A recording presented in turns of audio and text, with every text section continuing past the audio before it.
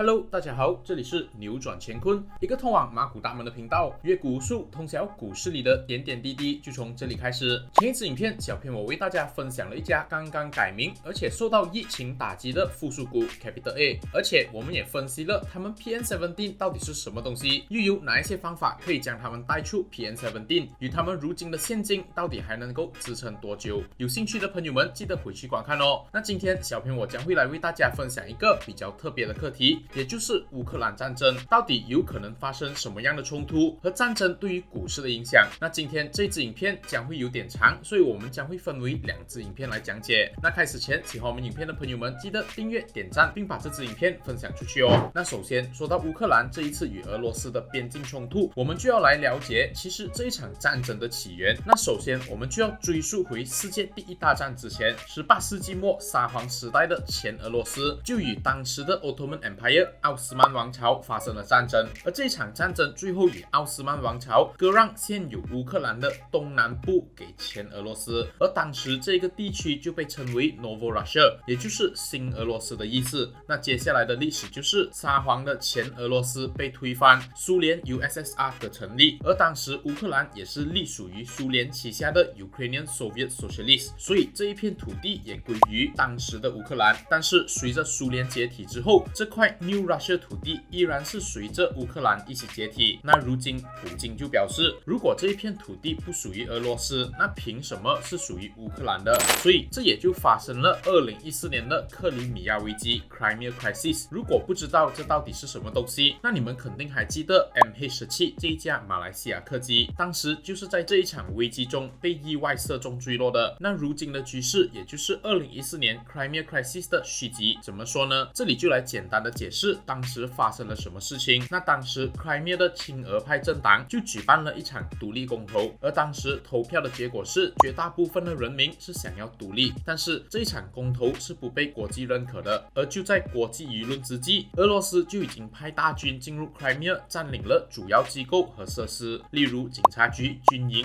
医院和国会。那这就导致乌克兰失去了 Crimea。但是当你们觉得俄罗斯会就此罢休时，他们已经开始占领下一个乌克兰地区，也就是 Donbas 这一个深青色的地区，由乌克兰的 Donetsk 和 Luhansk 组成。但是由于当时受到国际的谴责与制裁，俄罗斯也只好退兵，把这个 New Russia Plan 暂时冷冻，直到6年后的2021年。那在2021年，俄罗斯又开始在乌克兰的边境进行大量的军事演习，然后慢慢的演变成如今的局势。那很多人就会好奇，为什么俄罗斯的目标是 Donbas 地区而不是其他地方呢？那其中一个原因就是因为 Donbas 地区主要的人口都是俄罗斯人，而且这里的人们大部分都是亲俄派。从他们的大选分布图，我们可以看到东南部地区基本上都是由亲俄派候选人胜出，而东北部地区则是由亲西方派候选人胜出。而 Donbas 地区的胜率更是一面倒，达到96%和92%的支持率。所以这也就是为什么俄罗斯要下手，肯定是选择这一个地区。那到底背后的动机又是什么呢？为什么俄罗斯要拿回他们声称的 New Russia 地区？那如果我们仔细看看他们的国家地区 GDP 分布图，我们可以看到 New Russia 地区其实占了俄罗斯总 GDP 的大约60%，而 Donbas 里的 Donetsk 更是占了全国之首，大约20%的 GDP。也就是说，这一个地区有着满满的资源。那再把焦点放大，其实俄罗斯还有一个动机，那就是他们唯一一个温水海域港口的话语权，也就是黑海。由于俄罗斯其他海域是冷水海域，并不能全年使用，所以俄罗斯的进出口也就大大的依赖黑海 Black Sea。那我们就来看环绕黑海的国家，分别是保加利亚、罗马尼亚、乌克兰、俄罗斯、乔治亚和土耳其。那保加利亚和罗马尼亚是已经加入了北约，而乌克兰和乔治亚则是在申请加入北约的过程中，而土耳其对于俄罗斯的态度又是反反复复，所以这也让俄罗斯感到不安。但是一旦发生制裁，西方国家驻兵封锁俄罗斯主要的进出口命脉，那他们的 GDP 将会大大减少，重创经济。所以如果不能得到乌克兰，那至少少要阻止他们加入北约，所以这也是普京的动机。那最后就是政治因素，从这里我们可以看到，普京在2014年 Crimea Crisis 之后，他的支持率是有明显的增加，而2018年之后，普京的支持率可以看到是明显的下滑，所以很有可能这一次的动机也就是为了提高他在国内的支持率。那到底这一场危机会不会真的引发战争呢？这里小编就盘点了3个俄罗斯会入侵乌克兰的原因和3个不会入侵的原因。那首先我们就来说说不会入侵的原因。那第一就是，如果俄罗斯要入侵乌克兰，其实他们早就那么做了，不会等到现在，因为这一场战役越迟开打就会更难打，因为这会让西方有更多的时间团结并做出对策。就好像之前德国和法国是不赞成插手的，只有美国和一些东欧国家呼吁插手，但是随着时间的推移，我们可以看到德国和法国都改变了风向，开始制裁俄罗斯，而也就是这样，拖越久入侵的难度则会更高。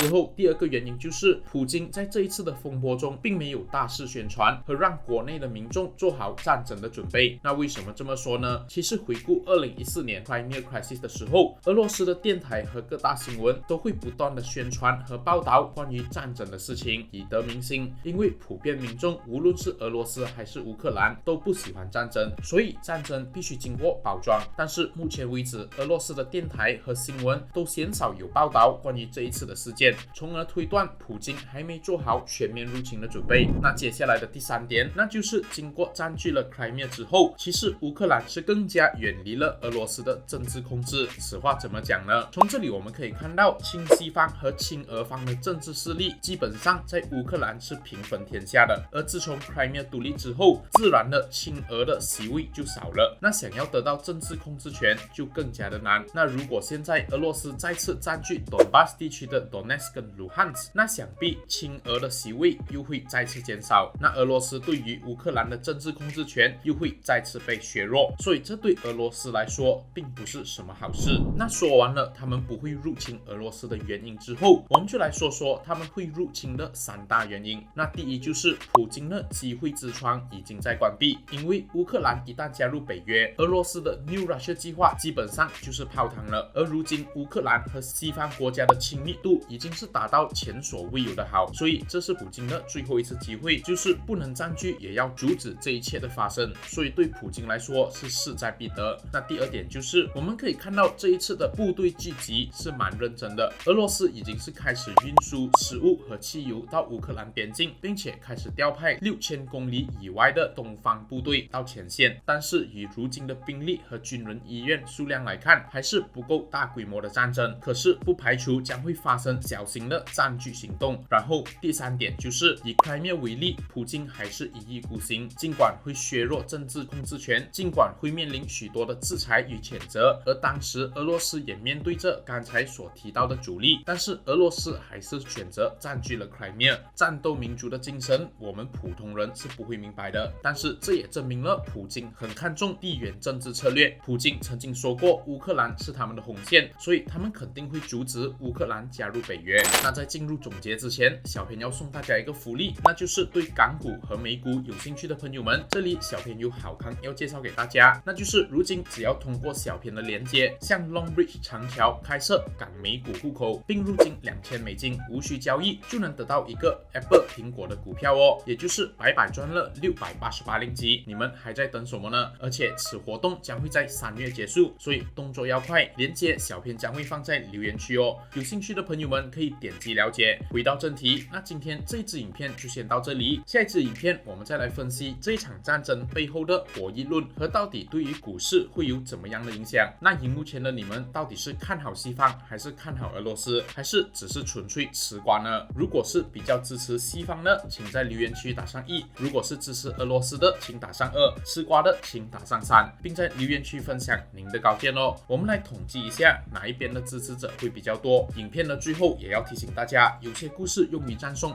有些用于警戒，自我判断能力很重要，请大家三思而后行。喜欢的朋友们记得把这一支影片分享给你身边的人一起学习，下期更精彩，请敬请期待。谢谢大家的收看。